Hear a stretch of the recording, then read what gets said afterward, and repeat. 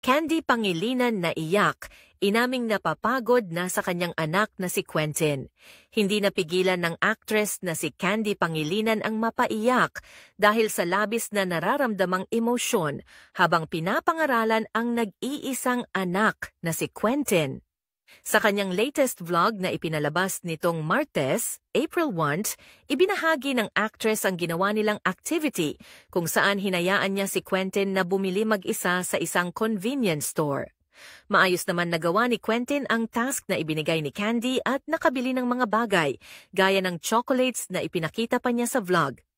Ngunit biglang nagkaroon ng problema nang biglang mag-outburst si Quentin habang tinuturuan siya ng mga dapat at hindi dapat gawin. Makikita sa sumunod na clip na parehas nang umiyak sina Candy at Quentin. Pagod na nga kasi si Mommy. Tama na, pwede bang makinig ka na? Napapagod na ako saad ng aktres sa kanyang anak. Tila ayaw namang makita ni Quentin ang kanyang ina na umiiyak kaya naman mas naiyak ito. Maririnig rin ang pagsosorry ni Quentin kay Candy at ang pauli-ulit na pagsabi nito ng no nang tanungin siya kung nais na niyang umalis ang kanyang ina. No, bata pa lang si Quentin. Paano na ito? Sabi pa ng anak. Napapagod na si Mommy Candy. Hindi ka na makuha sa mabuting usapan. Hindi ka na makuha sa galit. Mag-aayos ka ba o hindi?